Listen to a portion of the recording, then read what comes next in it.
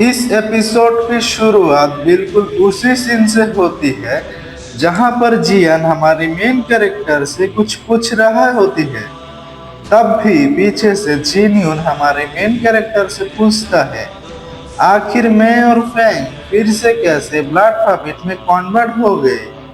जो सुनने की बाद हमारा मेन कैरेक्टर उसे जवाब देते हैं, मैंने सिर्फ एक छोटा सा गेम खेला है, क्योंकि जब मैं तुम दोनों की सी ऑफ कॉन्शियसनेस के अंदर से ब्लड पॉकेट सीट को निकल रही थी, तब मैंने देखा था जो ब्लड पॉकेट सीट की रूट्स थी वो तुम दोनों की ट्रू स्पिरिट के साथ जुड़ी हुई थी। मुझे डर था अगर उस रूट को मैं तब भी निकल लेती तो तुम दोनों की ट्रू स्पिरिट डैमेज हो सकती थी। इसलिए मैंने सिर्फ उस रूट की आउटर लेयर को ही काट के निकल दिया था। इसका बोलने की ये मतलब है तुम दोनों को कभी भी ब्लड पॉकेट में कन्वर्ट हो सकती हो। इसलिए मैंने तुम दोनों की सी ऑफ कॉन्शियसनेस के अंदर अपने स्वॉर्ड ऑरा को छोड़ा, और जैसे ओ एल्डर तुम दोनों की ब्लड पॉकेट सीट को फिर से एक्टिवेट किया है, ठीक उसी वक्त मेरी स्वॉर्ड ऑरा ने तुम दोनों के अंदर जो ब्लड पॉकेट सीट की रूट्स थी उसे पूरी तरह से काट दिया था। तो लगता है कि तुम्हें अब मेरी पूरी बात समझ आ गई है। जो सुनने की बात जिन्यून हमारे मेन कैरेक्टर से कहता है, आपने जो तरीका यूज किया है तो काफी हैरान कर देने वाली है। सच में मैंने अब जैसा अब तक कोई बंदा नहीं देखा। लेकिन तब भी पीछे से जियान कहता है, सीनियर ब्रदर आपने हमें इस बारे में पहले क्यों नहीं बताया, अगर कुछ गड़बड़ हो जाती तो। और इसे बोलते हुए जियान काफी निराश हो जाता है। जो सुनकर हमारा मेन कैरेक्टर कहता है, अब तो सब कुछ ठीक हो गया ना, तो तुमने अपना मुंह क्यों फुलाया हुआ है। क्या तुम इस वजह से निराश नहीं हो ना कि तुमने बैटल में किसी को नहीं मार पाया। लेकिन तुम ये जानती हो क्या, इस डेमोनिक सेट के एल्डर को हराने की सबसे बड़ा योगदान तुम्हारी है। जो सुनकर जियान कहता है, हाँ क्या सच्ची में। और उसके साथ हमारी मेन कैरेक्टर जियान की तारीफ करते हुए बोलता है, तुमने जो उस एल्डर के सामने अपना स्पिरिचुअल पावर ब्लॉक होने का एक्टिंग किया है वो काफी कमाल का था। मैंने सोचा नहीं था आप एक्टिंग करने में भी इतना माहिर होगी। और तब भी जिनयून और फैंग पीछे से कहता है, सीनियर सिस्टर अगर आप नहीं होती तो हम उस एल्डर के सामने तो टिक ही नहीं सकती थी। जो सुनकर जिनयून खुशी से बोलता है, क्या मैंने ये सब किया। हाँ लेकिन एक बात तो माननी पड़ेगी, सीनियर ब्रदर की कल्टीवेशन तो बहुत ही ज्यादा कम है। मैंने ये कभी भी नहीं सोचा था सीनियर ब्रदर इतना समझदार निकलेंगे। लगता है उनकी जो दिमाग है वो उन्होंने आइंस्टाइन से चुराया है। और हमें हमारे मेन कैरेक्टर को दिखाया जाता है जो कि मुस्कुराते हुए अपने मन में बोलता है, अगर मैं मिशन जल्दी कंप्लीट कर दूंगा तो क्या मुझे जल्दी ब्रेक मिल सकता है। लेकिन तब भी हमारे मेन कैरेक्टर को कुछ महसूस होता है और हमारे मेन कैरेक्टर कहता है, जो हेवन ब्लड रिफाइनिंग एरे है वो फिर से कैसे एक्टिवेट हो गया। लगता है कि वो एल्डर अभी तक जिंदा है। और तब भी हमारी मेन कैरेक्टर को गुस्सा आने लगता है और वो कहता है, मैं जानती थी मेरा साथ कभी भी कोई चीज अच्छा नहीं होता। मैंने सोचा था जल्दी से इस एल्डर का काम तमाम करके मैं रेस्ट पर जाऊंगा। तब भी हमें उस एल्डर को दिखाया जाता है जो कि फिर से उठ जाता है और वो एल्डर उन दोनों मरे हुए ब्लड पॉकेट की सारी स्पिरिचुअल एनर्जी को अपने अंदर एब्जॉर्ब करने लगती है। जिसे देखने के बाद हमारे मेन कैरेक्टर कहता है, आखिर ये एल्डर इतनी सारी स्पिरिचुअल पावर को एब्जॉर्ब क्यों कर रही है।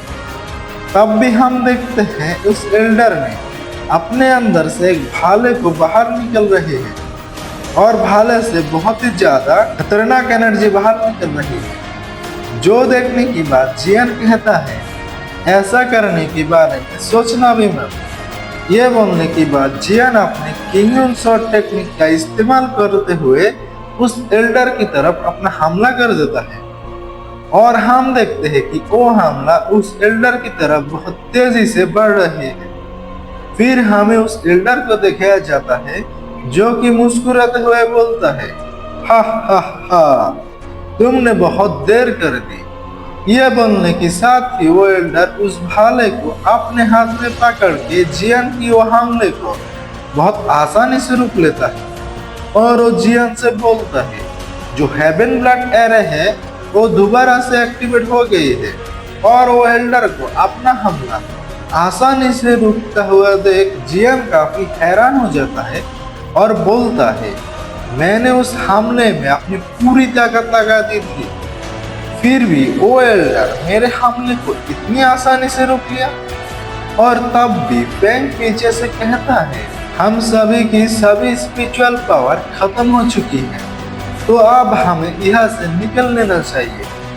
और बात रही इस एल्डर की, तो हम उसे बाद में देख लेंगे। जो सुनकर हमारे मेन कैरेक्टर को छोड़कर बाकी सभी वहां से निकलने लगते हैं और तब भी हमारे मेन कैरेक्टर उन सभी से कहता है, तुम लोग पहले यहाँ से निकल लो, लगता है मुझे इस लड़ाई में उतरना ही पड़ेगा। जो सुनने के बाद वो सभी काफी हैरान हो जाता है और हमारे मेन कैरेक्टर से कहता है, आखिर आप क्या बोलने की कोशिश कर रहे हैं और आप यहाँ पर किसके इंतजार कर रहे हैं सीनियर ब्रदर, चलिए जल्दी से भागिए यहाँ से। लेकिन तब भी वो एल्डर अपना स्पिरिचुअल बॉडी को क्रिएट करके जियान, जिन्यून, फेंग और हमारे मेन कैरेक्टर इन चारों को ही पकड़ लेता है। और वो एल्डर उन सभी को पकड़ के कहता है, क्या तुम लोग भागने की कोशिश कर रहे हो? लेकिन अफसोस, अब तो तुम लोग सीधा हिल पर ही जाओगे। और तब भी जिन्यून कहता है, डैम, हम ये किस मुश्किल में फंस गए और मेरे पास तो कोई स्पिरिचुअल एनर्जी बचा ही नहीं है जिसका इस्तेमाल करते हुए मैं यहाँ से आजाद हो सकती।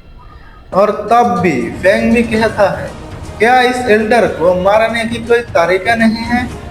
लेकिन उसी वक्त हम देखते हैं कि उस एल्डर की बॉडी से बहुत ही ज्यादा स्पिरिचुअल पावर निकल रही है और उसके साथ वो एल्डर पर्पल चौसरी नाम की 5th लेवल से सीधा 8th लेवल पर प्रमोट हो जाता है।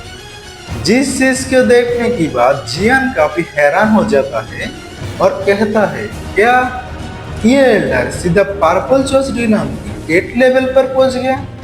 फिर हमें जिन्यून को दिखाया जाता है जो कि बोलता है, अब हम लोग क्या मारे जाएंगे? लेकिन मुझे एक बात समझ नहीं आई, ये एल्डर दोबारा से कैसे हेवन ब्लड रिफाइनिंग एरे को बनाया है? जिसकी जवाब में फेंग बोलता है, इसने अपने दोनों ब्लड पॉकेट की पावर को एब्जॉर्ब करके उस परमिशन को दोबारा बनाया है। जो सुनकर वो एल्डर कहता है, हाँ तुमने सही बोला बच्चे, लेकिन मैंने ये कभी भी नहीं सोचा था मुझे ये कदम उठाना पड़ेगा।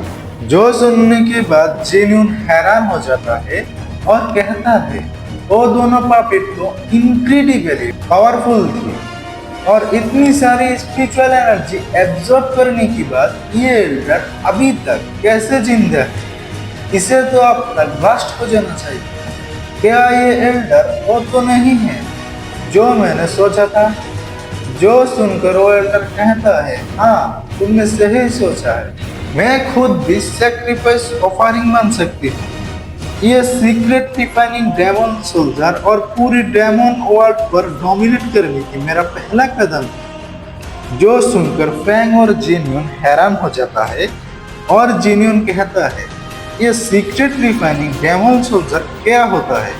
लेकिन हमें हमारे मेन कैरेक्टर को दिखाया जाता है जो कि घड़ी की तरफ देख के गिनती कर रही होती है। जो देखकर जियान कहता है, सीनियर ब्रदर आखिर अब क्या कर रही है? लेकिन फिर से हमें फेंग को दिखाया जाता है जो कि बोलता है, मैंने एक बार एंशिएंट बुक में देखा था, आज से लगभग 10,000 ईयर्स पहले डेमोनिक सोल्जर को देखा गया है और उस टाइम ये डेमोनिक सोल्जर काफी ताकतवर थी। उन लोगों ने अनगिनत कल्टीवेटरों को मारा है और ज्यादातर टेरिटरी को अपने अंदर ले लिया है, जिस वजह से जोहोंग रीजन की जो सबसे बड़ी टेरिटरी थी उनके अंदर जो लोग इमोर्टल रिलम पर पहुंच गई है वो सभी एक साथ हाथ मिलाकर उन डेमोनिक सोल्जर से फाइट करके उन्हें खत्म कर दिया था। जो सुनकर वेल्डर कहता है, क्या ही तो बात है, मैंने सोचा नहीं था तुम एंशिएंट कहानी के बारे में इतना सब जानती हो। और जब मैं इस भाले के अंदर मेरी ब्लड डालूंगा और उसे रिफाइन करूंगा तब मैं एक secret refining demon soldier grow कर सकती हूँ। और तब भी वो एल्डर अपने भाले को ऊपर उठा के बोलता है, आज मैं तुम चारों को सेक्रीफाइस करके डेमन फीटस सेरेमनी को चालू करूंगा। लेकिन तब भी वो एल्डर काफी हैरान हो जाता है और कहता है, आखिर ये आवाज कैसी थी। और हमें हमारी मेन कैरेक्टर को दिखाया जाता है जो कि बोलता है, मेरा काम करने का टाइम आ गया है। जो सुनकर वो एल्डर काफी हैरान हो जाता है और कहता है, क्या काम करने का टाइम। लेकिन तब भी हमें हमारा मेन कैरेक्टर को दिखाया जाता है जो कि उस एल्डर के ऊपर अपना एक नॉर्मल सी स्लैश अटैक करती है। उस स्लैश इतना ज्यादा ताकतवर थी वो डेमन फेटस को वही पूरे एक ही झटके में खत्म कर देती है। और हमारे मेन कैरेक्टर उससे कहता है, तुम्हारी मौत का टाइम आ चुके हैं। और इसी के साथ ही आज का एपिसोड यहाँ पर ही खत्म होता है।